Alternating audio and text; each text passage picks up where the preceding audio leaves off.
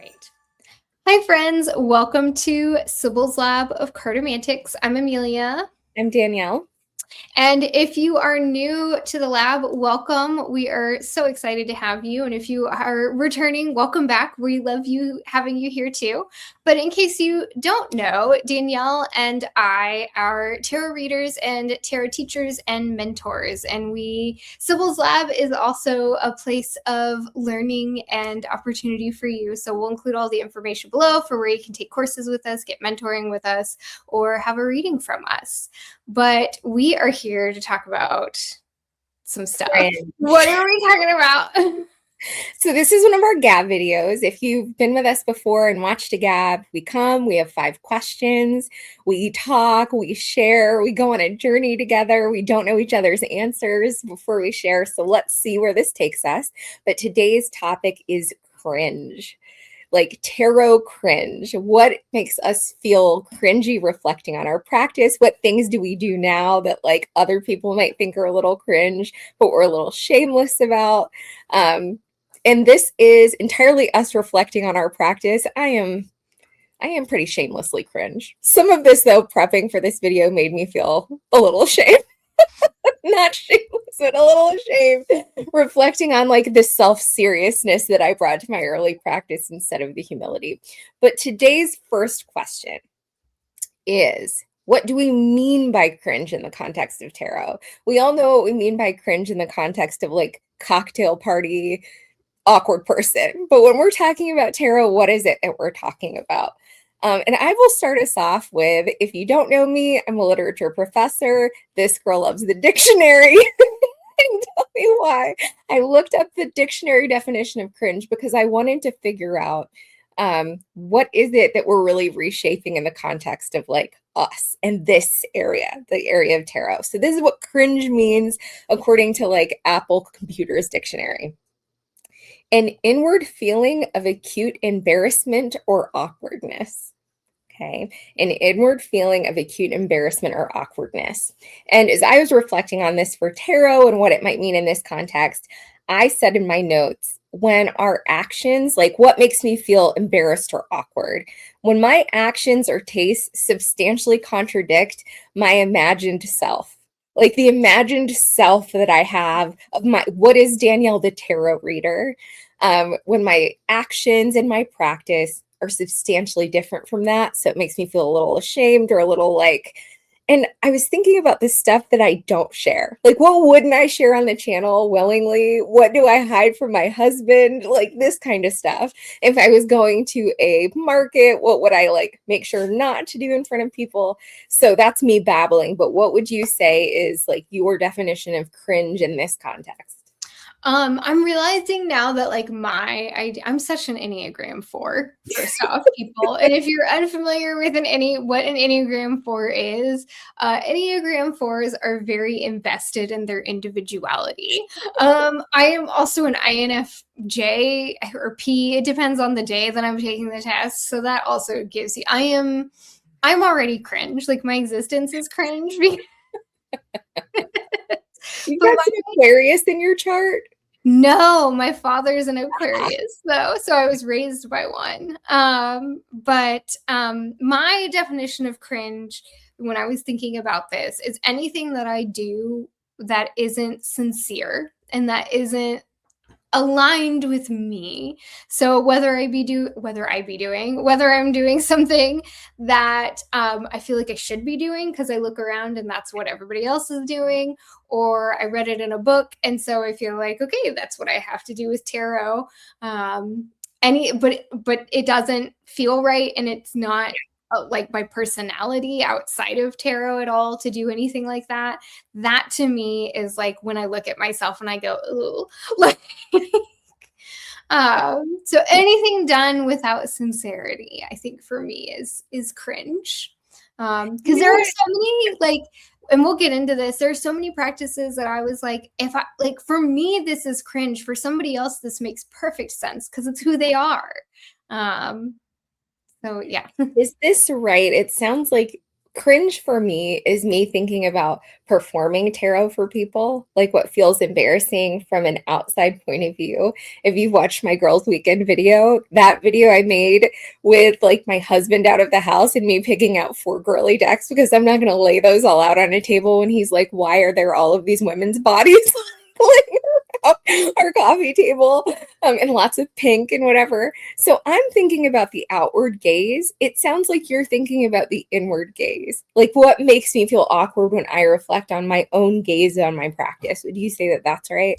I think so, but I think it also, I think there's a crossover here between the two of us, and that we have this idea of who we are. And sometimes whether historically, because we're also going to talk about like our past. And you and I have both been reading tarot for a number of years.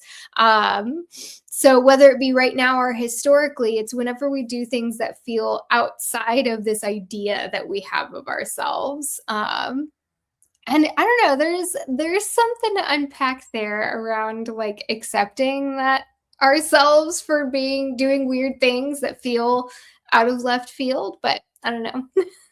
All right, let's jump in. Let's see what it is that we're talking about here in real and practical terms. Our second question is about earlier tarot practices that make us cringe in retrospect. So when we think about our baby tarot reader selves, what is it that we like? Ugh.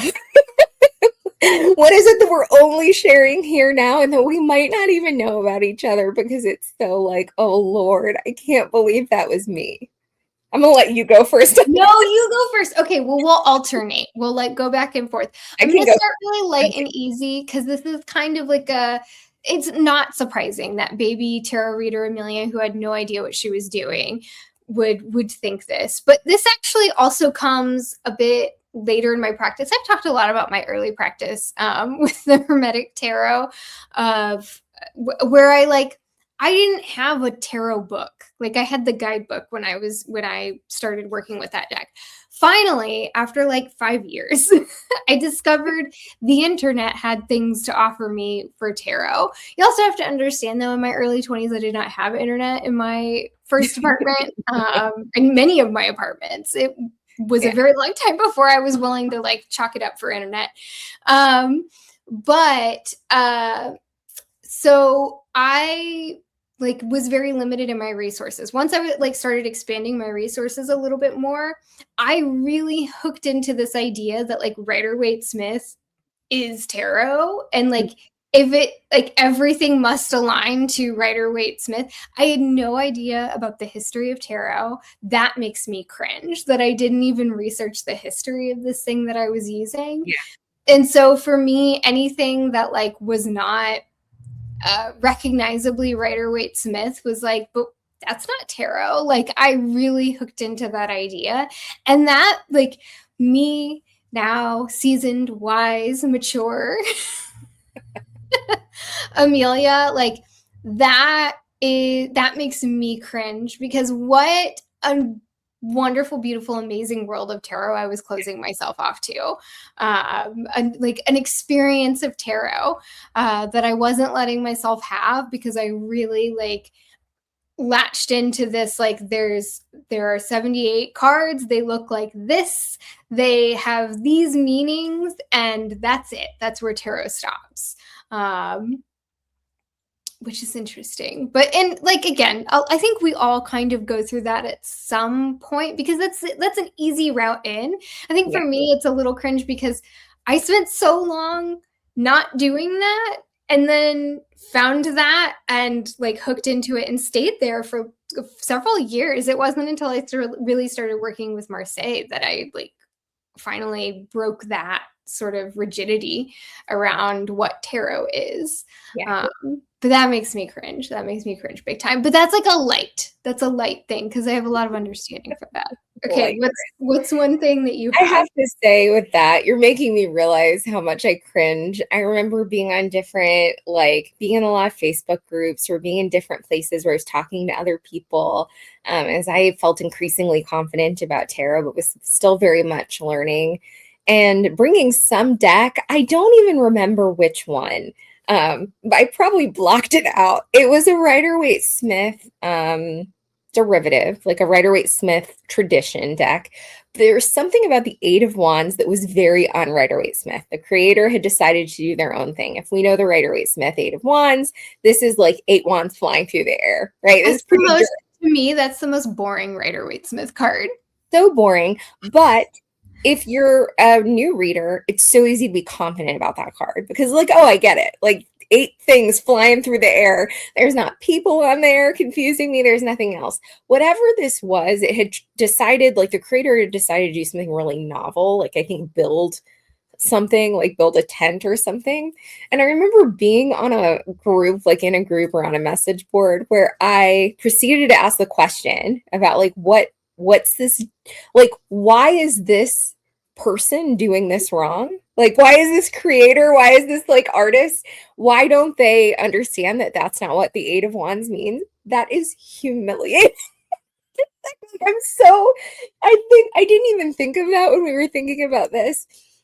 Friends, like, as a person who loves art and literature, what on earth made me not sit and say, like, you know, I think I reflect back on it and it feels like a lack of humility, like a kind of, I know what the Eight of Wands means. And you, person who created these 78 pieces of art, like it wasn't just deliberate. You just didn't know that that's what the card was supposed to mean. It's this kind of like not putting myself in the place of like a user or like engaging with the art on its own terms.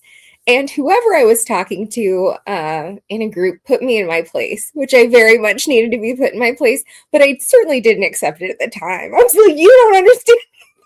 I don't know what tarot is. You don't know what tarot is. Like, that is so embarrassing. A different example along those lines is the Dolly Tarot. I had the Dolly Tarot a long time ago. I still have it. And if you know that deck, at the point that I had encountered Dolly Tarot, I knew the writer or the Thoth associations, like the Hebrew letters that are associated with whatever, the planetary associations with the majors. And Dolly uses a different system. Like there are different Hebrew letter associations that, if you know, Kabbalistic associations aren't altogether confusing. It's using Aleph for the magician instead of the fool. Like, so if you kind of know different approaches to this, it's not outlandish. Tell me why I thought, I was like, they've misprinted the deck.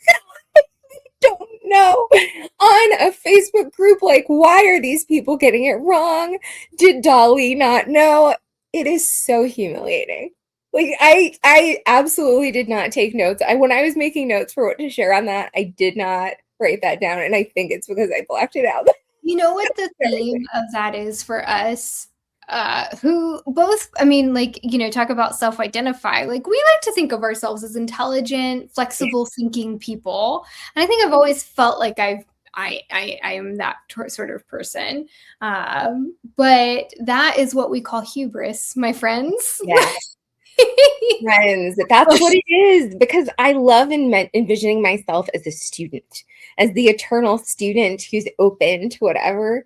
And suddenly, in those moments, I was like, no, I know tarot. You people don't know it. You publishers and artists and creators of tradition, you don't know. It is so, like, I want to go back in my 20s and ask why. No, I think that I can't even push this to my 20s. This is my 30s when this happened. Lord help me. Danielle, for shame. No. Oh. Okay, so what's the first one that you wrote down? Okay, the first one I wrote down was, now, I first got into tarot while I was in graduate school. And as I've said before, my first deck was the Paulina Tarot. My mother-in-law got it for me. And I remember using a little white book, shuffling in reversals, because that's what the little white book told me to do, sitting on the floor and laying out the Celtic cross, and then just being like, what is this nonsense? Because if you know the Paulina Tarot, the art is very difficult to read. It's difficult to make it legible. I don't think I have terrible vision. I certainly didn't have terrible vision then, but that's a lot of card. Like, that's a lot of art. 10 of those very detailed images. And I was just like, there is nothing to this. What is this nonsense? This gobbledygook laid out on my floor. I don't know what to do with this. But then I thought, no, I can learn this. There's something here. A lot of interesting, smart people do this. So I got Tarot for Dummies. That is my Yellow cringe. and black book. Yeah.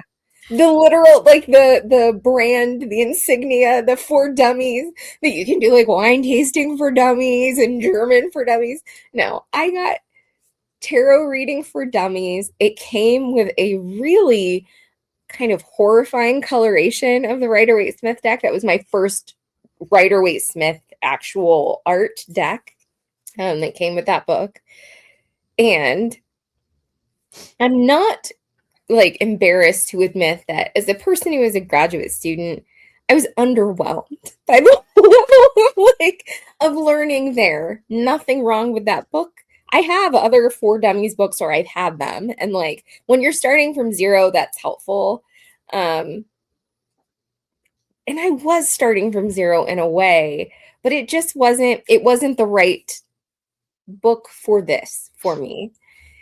And graduate student Danielle knows how to search out texts. Like, I know that there are multiple books all over the world, and it took me years before I decided to look up another book written by like somebody who's sort of taken seriously, that being Rachel Pollack. I made my way to 78 Degrees of Wisdom.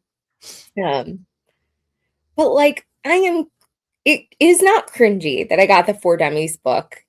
It is cringy that I gave up on tarot books because of the For Dummies books, that I just stopped there. Like, what? I don't, it, as a professor who's I talking didn't even crack a book on tarot for years. So. It's a lot. It's a lot on. I mean, no book is necessary. Like, if you get into tarot, you don't need a book to jump in. But I wanted a book, and I tried one book, and then I was like, forget the books. Like, that is so embarrassing. Why did I think the For Dummies books, to their credit, have bibliographies? Like, I could have looked at bibliography. That's a benefit of them, right? I guarantee you Rachel Pollack was in the back of that book. Of course, Rachel Pollack was in the back of that book. Of course she was. Stuart Kaplan, like all of the books that if you want kind of primary sources of contemporary tarot, they're going to be in the back of that book. And I think if you know tarot authors, it might have been written by Anthony Lewis. I think like he wrote the book. Maybe not, but he's written other intro to tarot kinds of books. It's just more of that hubris and a laziness. I'm a little ashamed of that laziness because I said I wanted to like investigate tarot reading, but I just didn't, not really. I like tried one spread on the floor and got a yellow and black book and just threw my hands up. You're like, well, yep. It's a lot. Like, learning tarot is, I forget how overwhelming it can be at first, especially if you're going in blind. Yeah. I mean, when I was learning, eclectic obviously existed. I hadn't searched it out, so I didn't know that it existed. But there weren't YouTube channels, and like that stuff just wasn't really out there. I think now you're a little more plugged in to like the community around tarot, and that makes it at least a little bit easier to learn a little. I would assume, I don't know, truthfully, but when you feel like you're on your own entirely and you don't have anybody that you can talk to, like a human being, even if it's over like a Facebook group or something like that you can talk to about this stuff, like it can feel overwhelming at first. And it's easy to just kind of be like, I'm not getting anything, and like give it up really quickly. Yeah. My cringe number 2 is that I used to think that not only that like pip decks are just like, oh, I don't like them, because like that's a valid opinion to have. You don't have to like pip decks. You don't have to like any deck that you don't want to like. But I thought they were like illegible decks. Like they were not, you couldn't read with a pip deck. I couldn't read with a pip deck.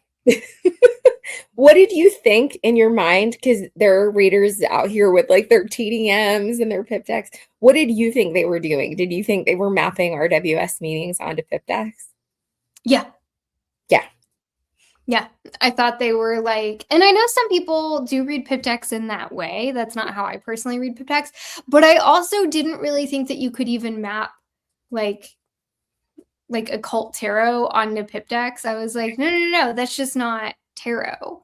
Like Not whether that. it be a historic deck or like a modern, pip deck, pip-ish deck or pip deck, I was like, that's just like I thought they were genuinely just illegible decks that could not be read with. I don't know what I was thinking because it's also like people read with playing cards. And you knew that and got like that made sense to you as a practice. Yeah, because I think in my head before I got into reading playing cards, I thought there was just some sort of like non-visual like everybody just knew the same meanings for each card in a deck of playing cards and it was all the same and there was like a shared understanding that this is what a four of hearts is, and it had nothing to do with like the structure of the deck itself, which I guess in some ways like earlier kind of fortune telling, like late 19th century, early 20th century fortune telling guides, it'll be like that, where it's like the queen of spades is a seductress or whatever, like it's, but that's not what it has to be. And that's not what it kind of is in like the modern sense, in the 21st century sense of reading playing cards. But yeah, I just kind of like had this notion that like they were worthless decks that you couldn't do anything with. Tell me if this is true for you. Makes me sad. So I I I didn't understand the category of pip decks enough to have strong feelings about it. But by the time I was reading Enrique Enriquez or Camellia Elias or, any of them, there is a certain, and maybe this isn't true for you, but there is a certain kind of enthusiasm and loyalty to historical tarot tradition among these really valuable, incredible thinkers in historical tarot that even the best among us, we cringe in the face of their smarts. Like Enrique Enriquez, so humble in his talking and writing, but still like the notion, because I too, when I first got into pip decks, that was my road in. I think by that point I was reading Thoth, and so I was just mapping Thoth titles onto pip decks. But if you read anything about open reading, or like Enrique Enriquez being like sit like the emperor, and the emperor means, or like the language of the birds, or that is like, oh, I cringe inside to think about like about approaching historical tarot in particular with my own agenda. But I know that part of that is because there's a certain kind of earmark of historical tarot thinkers that is like, this is the truth of tarot, and you feel a little ashamed in the face of that brilliance. Is that just me? No, because I think like when that door was opened for me, like I bought in completely and Yeah. was like, let me go on this journey with you. Okay. Because I was like, that was up to that point, I had been super, like I said in my earlier point, I was super rigid in my approach to tarot. And it was like, nope, this is the Seven of Swords, and it is always the Seven of Swords, and it doesn't matter what else is on the card or, what have you. And I wasn't satisfied, especially because where I originally started wasn't with that. Like it's an interesting trajectory. I would love to like kind of map out my like lifelong experience with tarot, because I didn't start with that. I actually started with a lot more flexibility. Because I didn't have, it's like almost a good thing that I didn't seek out any books, because it kind of forced me to find my own way in. But like, so by then I was like really kind of tired of this sort of very fixed thinking around tarot. And like when I saw the Enrique's tarology documentary, I was like, oh yeah, whoa, mind blown. I can do that? Oh, thank God. he is such a personality. Mm-hmm. No, but like I really cringe to think back on an Amelia that like it wasn't even this sort of like, oh, I can't read that. Mm-hmm. But I can acknowledge that maybe somebody else can. I had this this like fixed thinking that it's like, nope, that's not tarot and it's not a readable tarot. And like, what was I even thinking? Because a lot of these decks came before Rider-Waite-Smith. Again, I really cringe at my lack of any sort of historical interest in tarot. I don't think you have to be a tarot historian to appreciate tarot, but like some knowledge of the story of tarot. And also, it didn't help that by the time I was starting to read tarot books and like guides and stuff like that, a lot of them did say tarot started with A.E. Waite in 1909. And like that was not helpful information for newbie, for baby Amelia tarot reader, because that's also just categorically false. Like, the tarot did not start with the Rider-Waite-Smith. Even esoteric tarot did not start with the Rider-Waite-Smith. No, it did not. You're so right. This is not like, oh man, you should have been a student of historical tarot and shame on you. At least reflecting for me, you do not need to be interested in any way. Like, I think our interest in historical tarot is bizarre at times. There's no reason, no shame. Oh, no, I'm not a tarot historian. I'm so fascinated by historical tarot, whatever, but there's nothing about being enthusiastic about tarot practice that means that's one of the ways you have to be enthusiastic about it. But I do think there is something, if we call ourselves a part of the community in a serious way, we have to know what we're opting out of. Like, you have to know, like, I'm just not interested in that part of tarot, but it exists. Like, I think if you're really invested in tarot and watching like Tarot Tube all day, not that I've ever done that, like, hello COVID, that's all I did is watch Tarot Tube. It is, I think, important to know, like, oh, this kind of started in the 17th century. Like, I kind of don't care about the 17th century, maybe, but there's something to knowing that and opting out of that, like, mindfully. The second one or last one that I wrote is, now, I remember, and you and I talk extensively about this on and off videos, probably more off than on, about how, probably more me talking about it than you, my absolute kind of seething rage for people who dismiss the mundanities of people's tarot questions. So, like, am I going to win my football game for somebody could be like the most serious. When I was 13, I could rank that among like the top 5 questions. If I'm dating the football player, this matters so much. But a kind of dismissiveness, and yet I used to be that person. By the time I was like seriously into tarot, I understood tarot to do serious things only and dismissed like the virtue and value of tarot for anything but the serious things. Like, I had a very clear idea in my mind about what tarot should or shouldn't do and how I think in my mind, I had an idea that it kind of debased the spiritual, like, power of this tool to use it for something so tedious as a question about, like, my kid is driving me nuts. What do I do about this? What am I not seeing about this situation?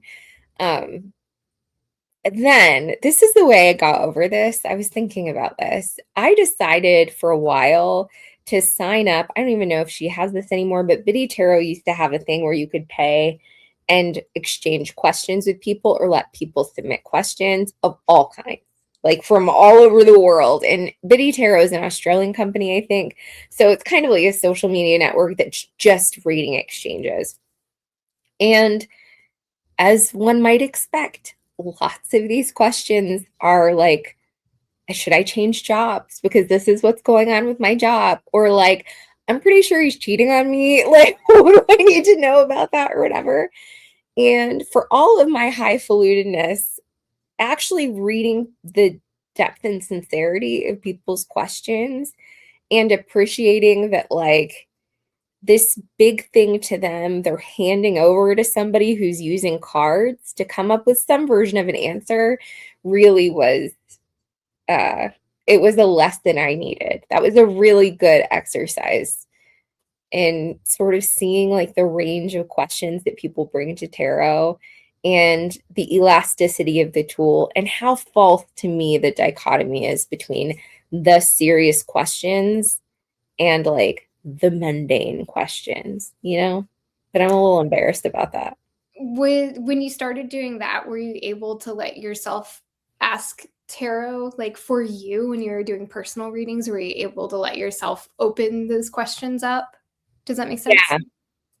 Yeah, I think in part I realized like, oh, I've kind of been doing this a little bit for myself anyway, but I just think I'm more important.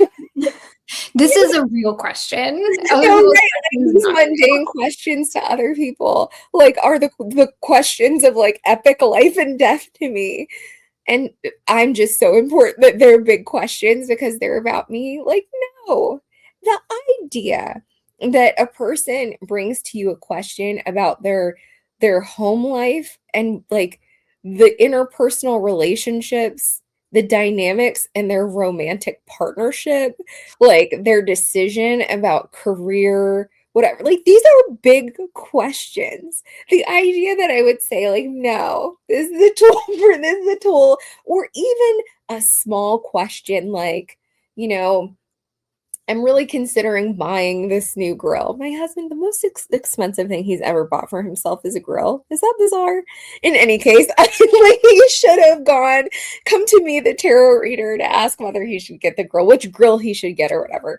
That could be dismissed as a tedious question, but like, he loves that grill. It's strange. It's a toy.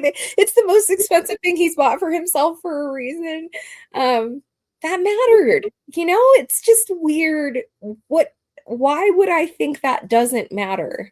It Mhm. just made me ask, like, what, in what world do those small things, because those small things are the stuff of the spiritual life we lead.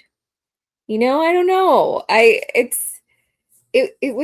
was, I needed to like be put in my place a little bit. And it was helpful to have that happen actively, like it, and in service, because you weren't just exchanging readings with people who were also kind of in this service. Like you can go on there, if it's set up still, you could go on there right now and just ask a random tarot reader a question and see what a practice, you know, a brand new baby tarot reader has to say. I was taking pictures of the Morgan Greer spread. I love it. I love it. No, I had somebody explain, or I had somebody explain. I remember watching a YouTube video years ago by Laurie Bolland, Laurie Tarot. And I think she was doing something similar through Biddy Tarot. And she was like, she's expressed how initially she was kind of frustrated because she was getting a lot of those questions. And she's like, I Yeah, want to answer like deep questions about like your spirituality and this, that, and yeah, the other. And then she had to like take a step back and realize like, she framed it in the context of Maslow's hierarchy of needs, which is like a pyramid. And like there are some iffy things about Maslow and his ideology, but it was, for her, the way she explained it is she was like, a lot of these things that people ask questions about are base level needs. It's about security and connections and like the things that we need, the survival stuff that we need in the world. And if we don't have that stuff and feel taken care of and don't feel secure in that stuff, then we'll never be able to ask those spiritual and like individual sort of expressive questions. So that stuff is important. It's the foundation for everything else, especially taken within that context. And I remember like that was a big light switch moment for me when I watched that video. If I can find it when I do the editing for this, I'll be sure to link it down below. I hope she still has that one up because that was a good, I appreciated her discussion around that. My kind of final sort of cringy thing when I look back is I have through periods of my life, particularly when I was younger, not in the last, I don't know, 7 to 10 years or something like that. But when I was early baby tarot reader Amelia, I definitely went through like swings with tarot where I was a little too over invested in what it was saying and what and not in a way that like how do I'll illustrate with this with a story. So in early 20s Amelia, fresh out of college, I had my own apartment by myself. I didn't have internet or TV. I didn't even own a television. I had books and I had tarot. And I remember going through, it's your early 20s. You're Yeah. like your footing in life. You're on the struggle bus. You're like barely, at least I was barely making enough to survive.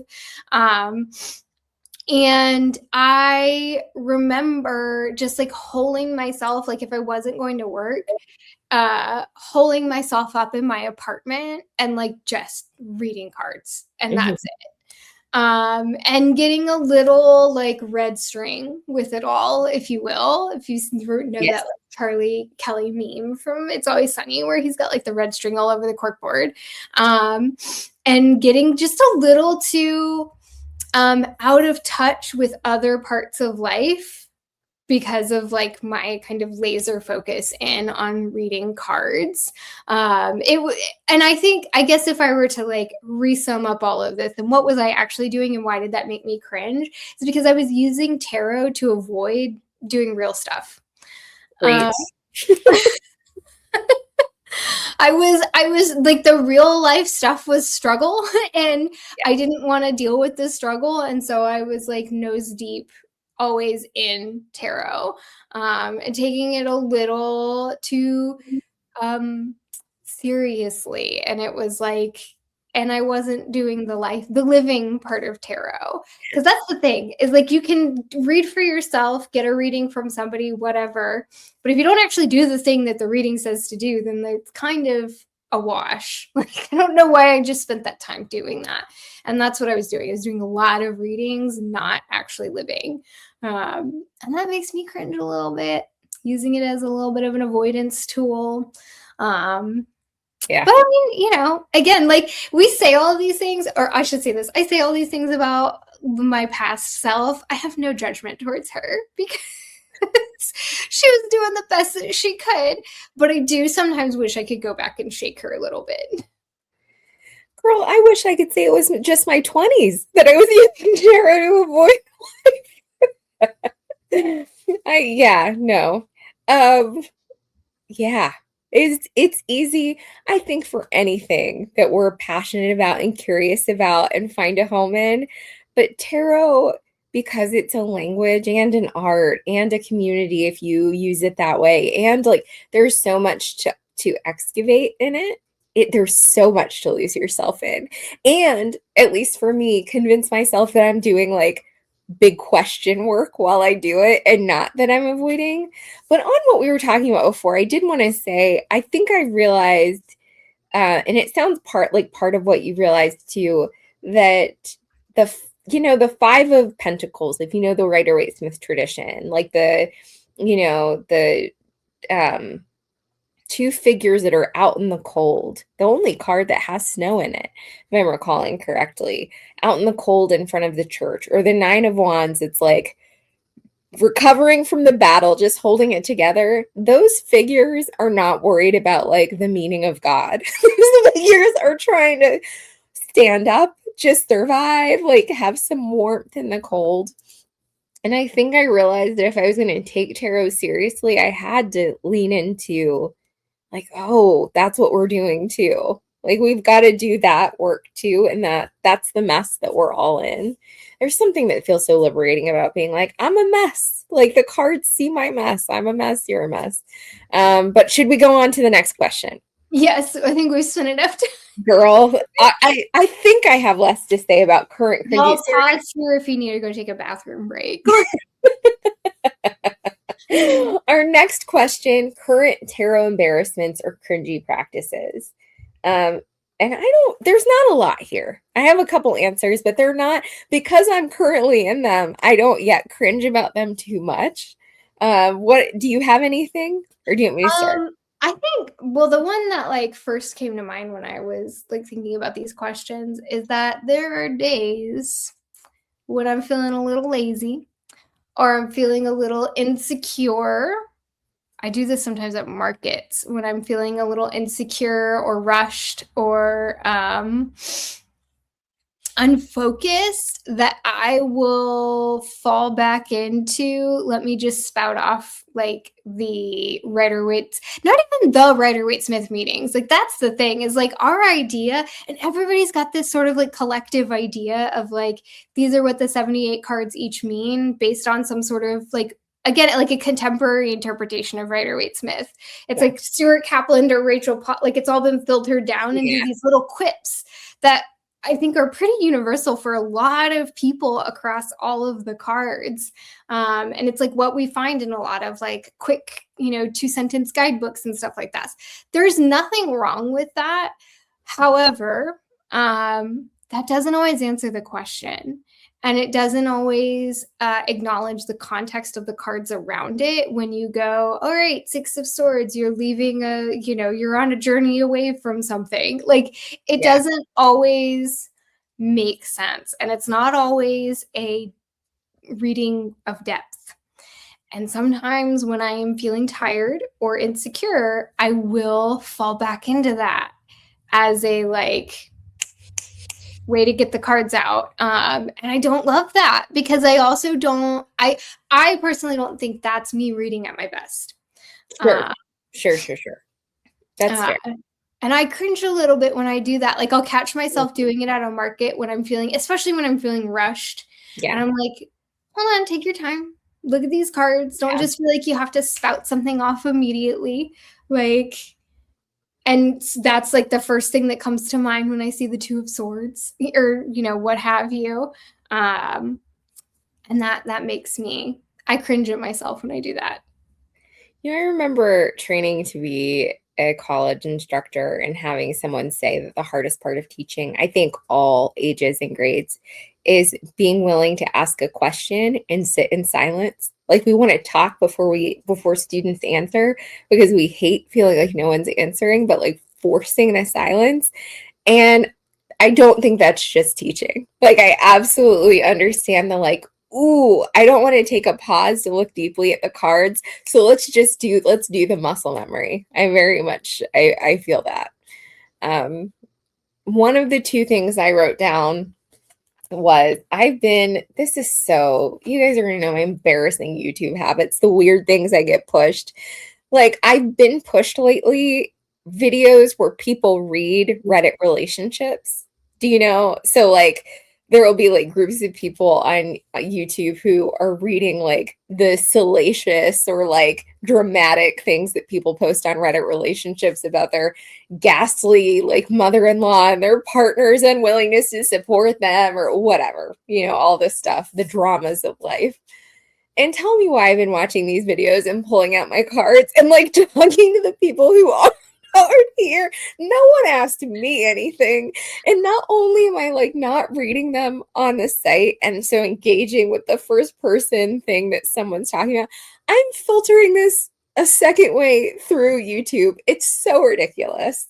But I absolutely, that's just been like the past, I don't know, month or 2 that I've been pushed these videos on YouTube. I'm pushed the strangest things, or recommended. And yeah, so that's like, it's good. I think it's fun and good to have low stakes practice. So like, there's not, I feel no embarrassment about reading for like episodes of The Office, all of which I know at this point are like pulling out the cards for Game of Thrones, like the live and die epic of But no, this girl's over here reading about Reddit relationships. I watched this awful thing, a sister-in-law who was a nightmare, and I'm over here pulling the Tower and the 2 of Swords.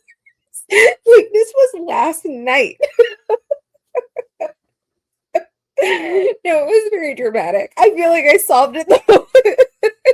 I have to say this very clearly, though. I have real ethical issues actually giving unsolicited tarot advice. Under no circumstances do I ever do any of these readings and respond on YouTube or post on Reddit or whatever. Like, I'm pretty loose with my tarot ethics. I'm ready to kind of hear different ways of, and I'm not afraid to read for the other person, that kind of stuff.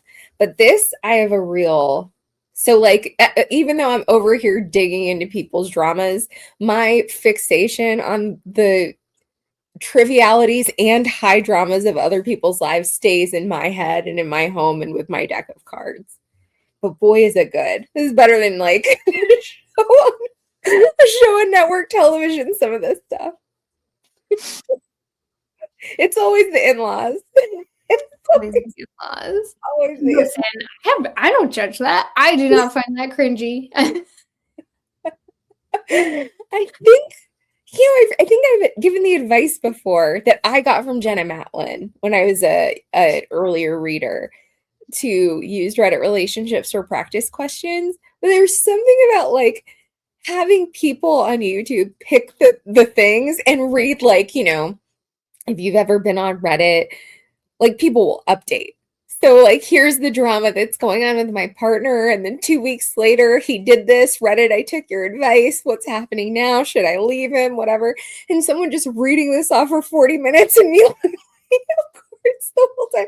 There's something that feels very cringy about that. And yet I'm still going to do it later. It's good practice. It really is good practice.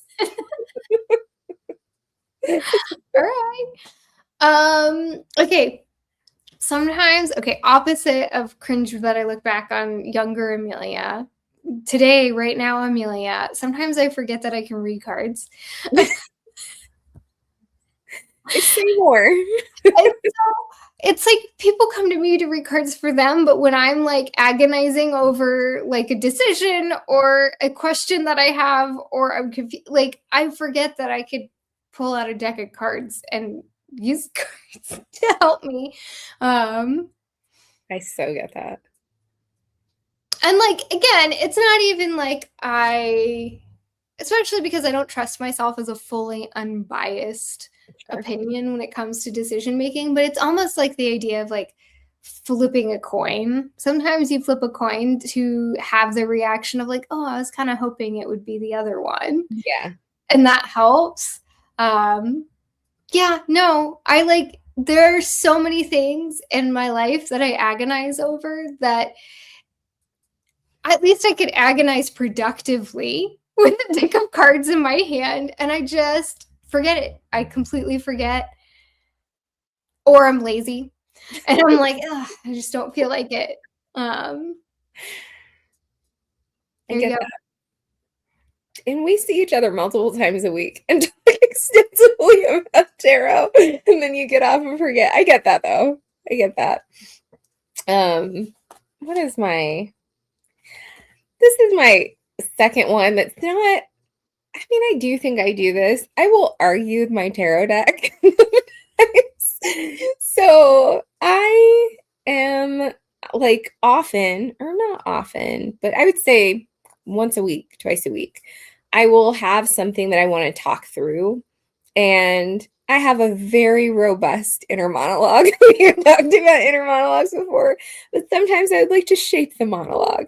So I'll say something, ask a question, and pull one card, and then think it through and think up the next question. So kind of dialogue with the deck.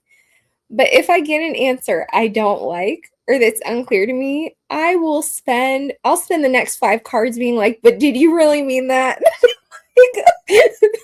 I'm not sure. Like, I wanted to double check that. Are you sure? That's ridiculous. I would not do that in front of anyone. Like, that is so silly. But I absolutely do that. And I give myself 1 or 2 cards for clarification. Like, that's reasonable, because if I'm doing 1 card at a time, a 6 of Wands can mean lots of things. And if I don't have an immediate kind of instinct about what I think the 6 of Wands is saying in relationship to that question, that's fair to get a little clarification. But when I'm pretty clear on what I think it is, and I just don't want it to be that, I will absolutely. I'm going to the lawyer to see, like, is there any way around the law? Like, the tax man, can we break the law with taxes? I don't know. I do not want to take no for an answer sometimes. I'm a very active, so I don't forget that I can read cards, but there are some things I would like some guidance on, but I am like emphatically committed to the don't ask if you don't want to know. Because I'm talking about small arguments, right? Like small, like, but I don't want it to be that Six of Wands versus reading for the health of my dog or something. I'm not doing that because I am not ready for an answer, like a big answer that I don't want to hear. So I'm not arguing about that. I'm arguing about nonsense. I had my mom tell me recently that she was joking and I'm gonna have you read my card because my mom does not understand the whole tarot reading thing. And she's like, I'm gonna have you read my cards, and if the death card comes up, then you're gonna feel bad about it. Did you read for her? Oh, that'd be. No, I never read cards for her. She's never asked me to, and I'm not going to unless she asks me to. But like, Yeah. I mean, I would kind of feel bad if the death card came up. I'd be like, sorry, Mom. Probably take out the death card first, unless it was like a reading that she was super, that was really intense and important. But I'm not putting the deck to the test if my mom's like super sensitive and, yeah. Yeah. You know what, Mom? If you're not prepared to have the death card come up in a reading, then perhaps we're not ready to sit down with cards together. Right. Okay, our next question is the fun one. Let's share 2 to 3 cringe decks, embarrassing decks. And here's the thing. I think this is really where we lean into these not being objectively silly, bad, embarrassing decks, but they are probably inconsistent with the story we tell ourselves about the kinds of tarot readers we are. And I'll go first because I feel so cringe about this. Vampire, just the name, okay? Vampires Tarot of the Eternal Night. Vampires Tarot of the Eternal Night. Let's take a look at this, baby. Is that one of those decks that is so like 90s goth? It's like bad good. Sure, it's very computer graphics. Like, she doesn't look very. There is something though, Amelia. I love this deck.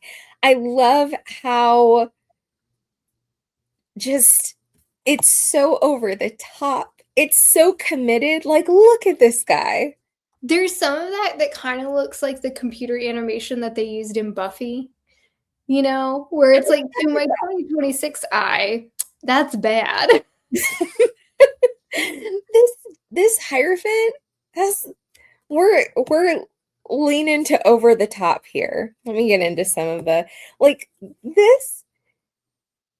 I'm sorry. No, I don't know. I kind of like this better than Tarot of Vampires. Like, I'm here for it. 100%. I read with this deck. I think it's fun. Like, somebody liked Dracula. When was this deck published? Do you have the deck or the box handy? I don't have the handbook handy. It is not in print anymore, but it's not too difficult to get. Let me say that the collectors are not coveting this deck. Isn't that always a great one here, though? You're saying this now. 2 months from now, they're all going to be gone. It is. Let me show you the back. It's just I don't know what is the word I'm like trying to think of. It's so over the Hanged Man. There's something that's so over the top about it that I just live.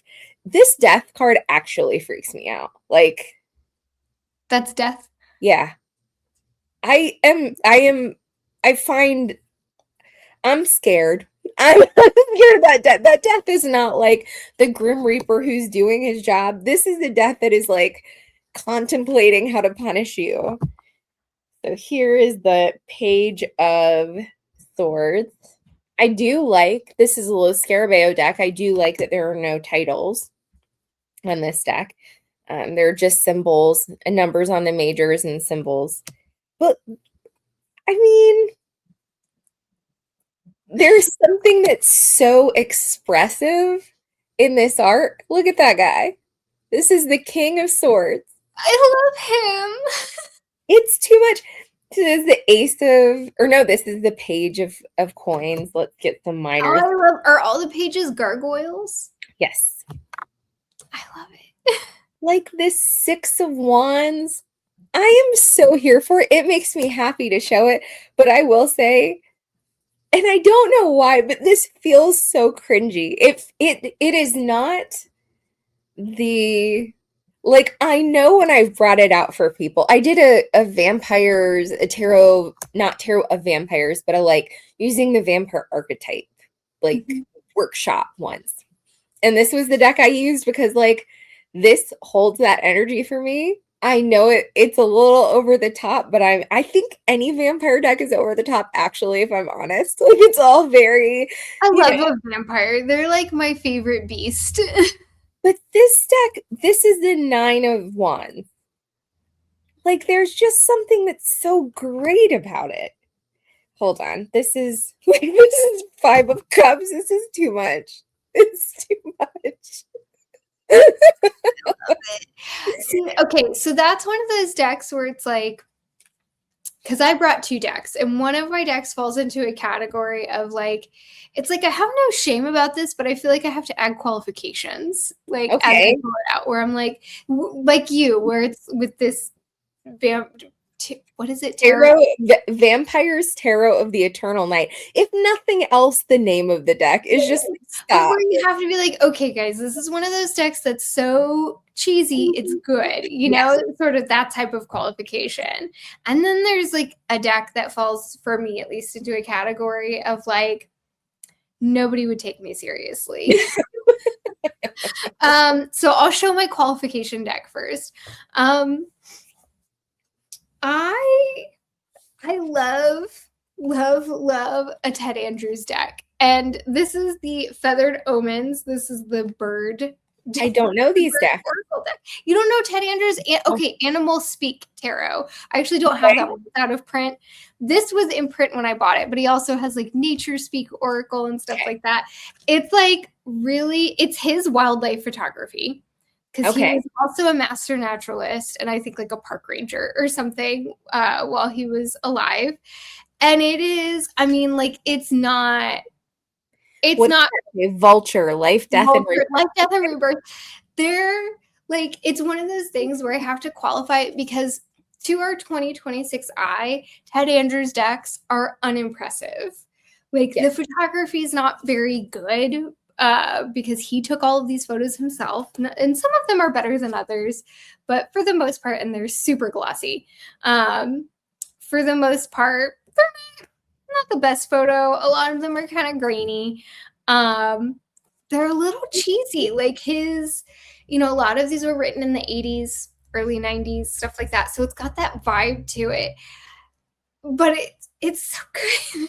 His stuff is so good. He has a lot of people in like the tarot world that are really into his work.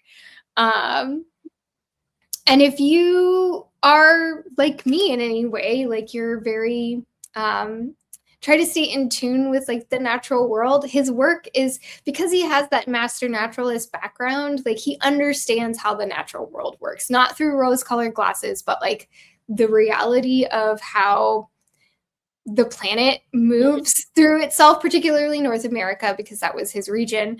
But like here's Macaw. It's like blurry. And so like they're visually such unimpressive decks. The Animal Speak Tarot, visually not like a really impressive deck, but they're like so full of juicy goodness, if that's your thing.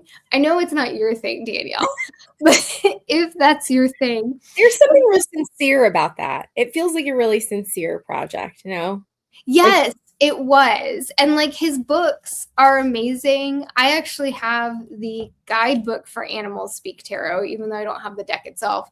For a while, the deck was really hard to find. Now it's like a plenty on eBay. It fell out of vogue for, I guess.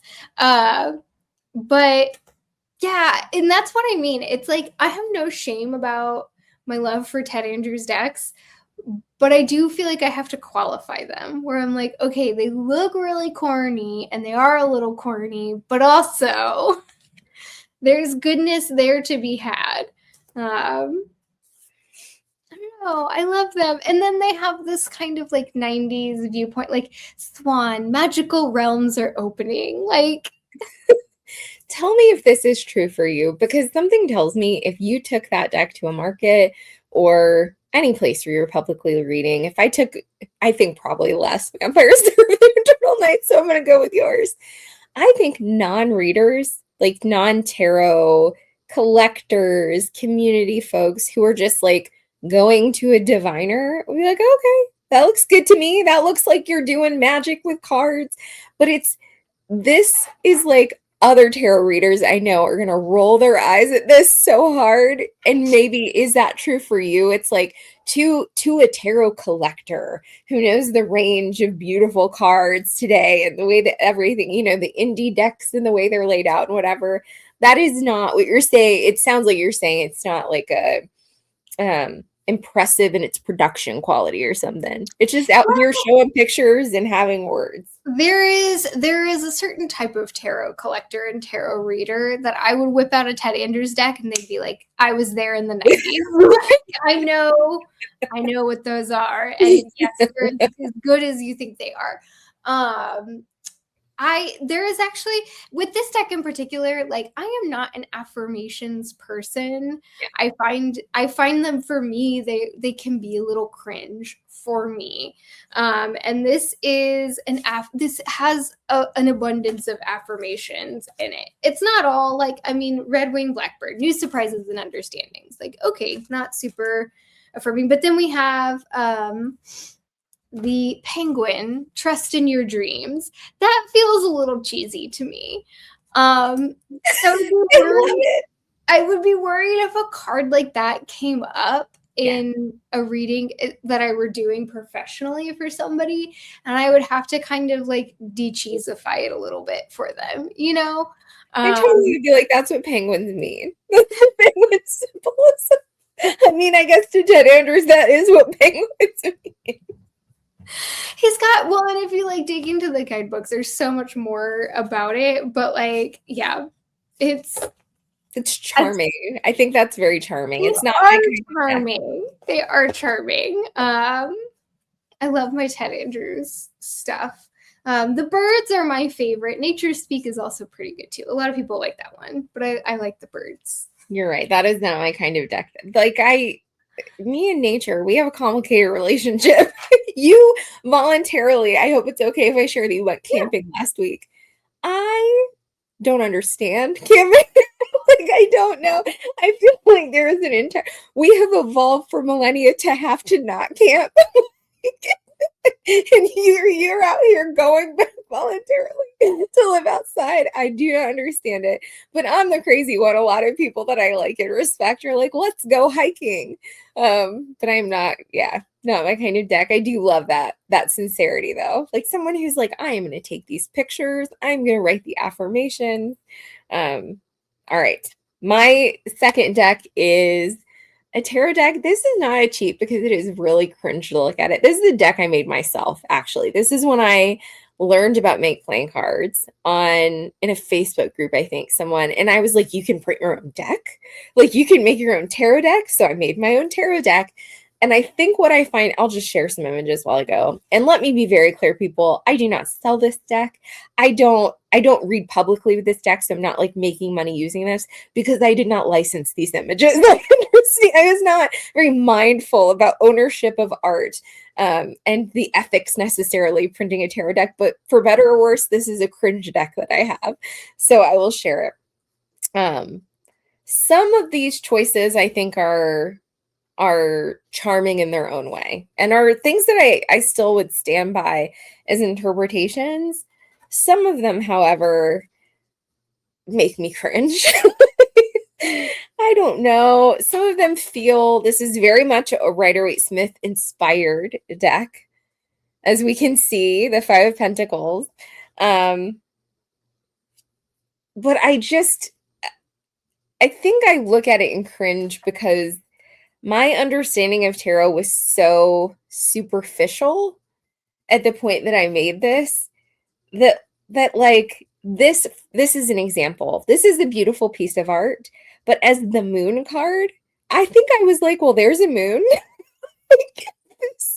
I have such a an intense relationship with the symbolism of the moon card that I am embarrassed by the lack of um thoughtfulness that went behind that choice, because I think that could be a lovely moon card in a deck if mindfully selected. But I did not curate this deck so mindfully. I was just like, there's a moon. I chose artists that I happen to like. I have some of this artist's work in my house. These are photographic installations of Klimt paintings. So yeah, and some of it was just me going through images everywhere and trying to find images that I thought would be good for different cards. They're lovely. You can tell there are several cards by that are work of Frida Kahlo, so that's not difficult to figure out. But yeah, there was a solid period of time after I made this when I was like reading with it and journaling with it and whatever. And as I said, I never sold it or read publicly with it, so I was not profiting from kind of shamelessly not properly sourcing people's art. But it's been a very long time since I've read with this deck, and I do not love the lack of thoughtfulness that went into some of my choices. But I will say this, like I say that, I chose this art because I think it's really pretty. So this is not that this is cringe art, it is cringely produced. Like cringely done. I did find some fun pictures though. Like look at that. Look at that King of Cups. I love that. I love it too. All right. My cringe effort at making a deck. You have another deck, yeah? I have one more deck. Miss Cleo's fortune telling tarot power deck. That is such a great name. We all know Miss Cleo. And if you don't know Miss Cleo, do a quick Google.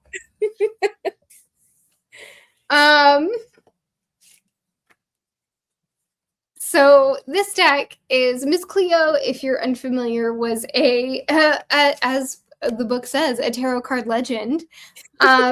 She was a like call-in tarot card reader on like late night television. Like if you happened to be up at 2:00 in the morning, Miss Cleo was on the TV on like one of the stations, and you could call in and get a tarot reading from her.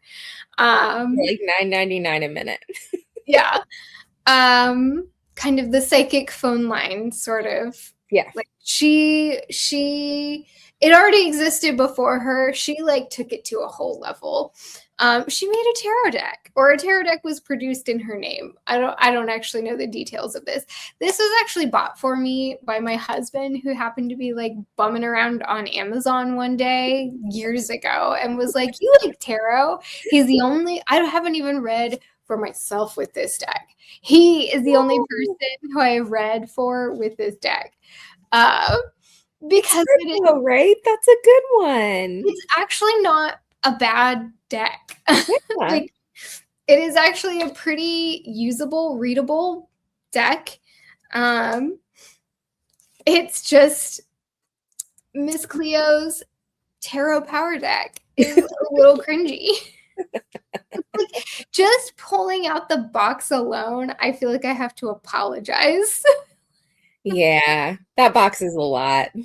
And like the book is, oh God, the book, which of course, like we don't all have to read the book, right? Yeah, it's rough. Can you read an entry from the book? Is the book good at all? The Little White Book? No. You're better off reading Tarot for Dummies. It's not a terrible deck. The art style is not anything to do with me at all whatsoever. but it does the job.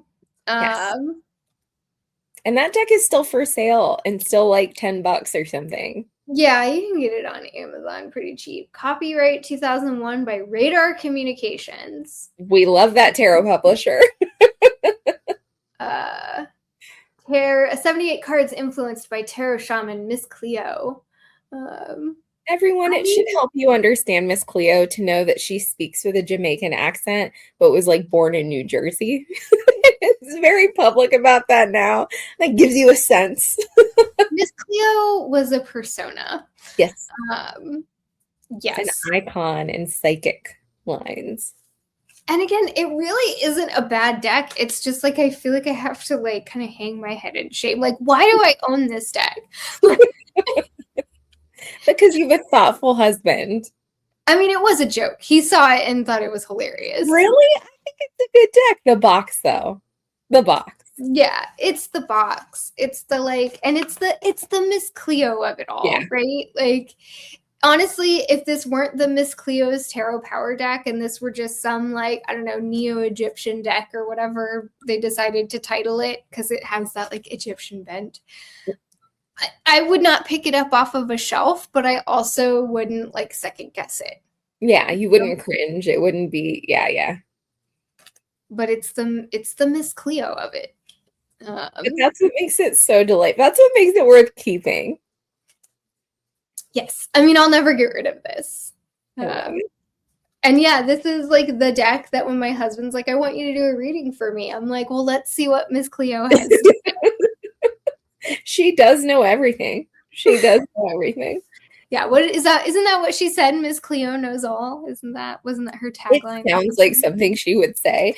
Okay, guys, as we like to do on this channel, we're going to wrap up with a question for the collective. And in the spirit of embracing our experimental, cringy, embarrassed selves and doing so shamelessly, our question is going to be, what cringe practice, what cringe element of the self should we shamelessly embrace this week?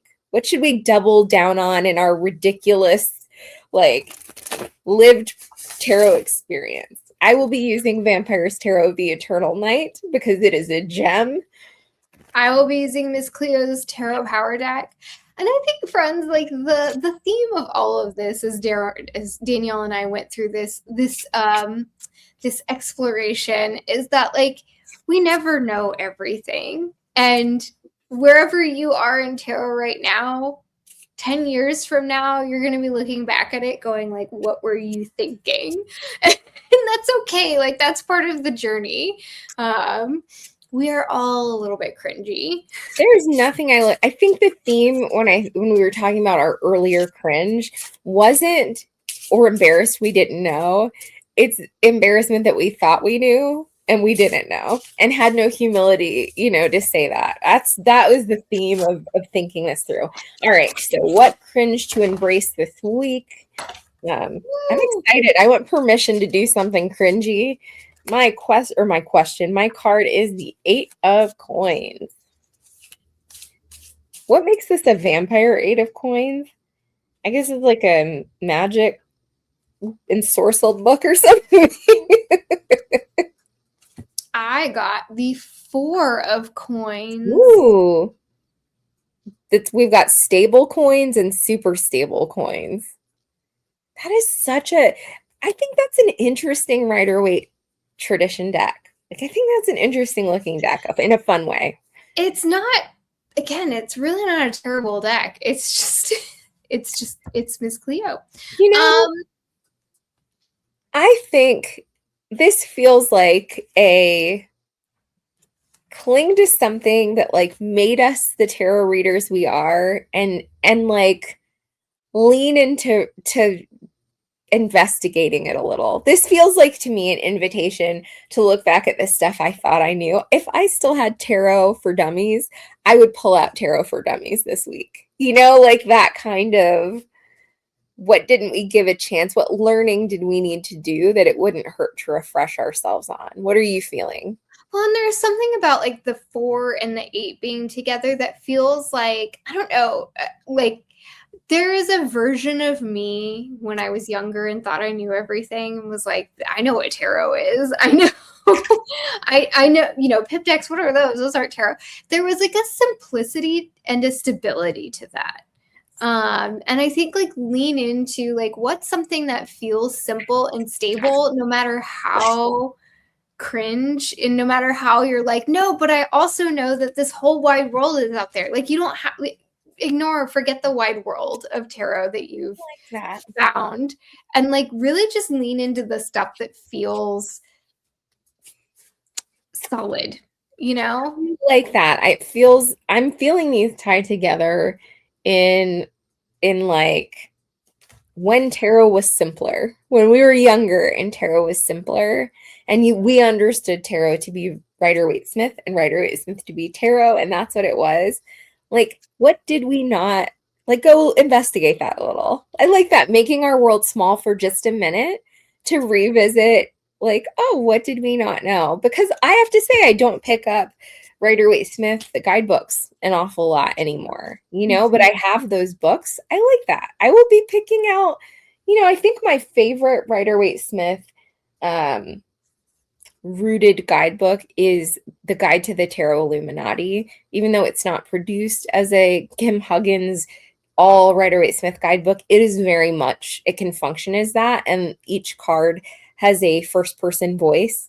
Like the Eight of Wands speaks to you. And I love that. And it would not hurt to revisit what the Six of Wands has to say to me, or like the Two of Coins, the Eight of Coins, whatever.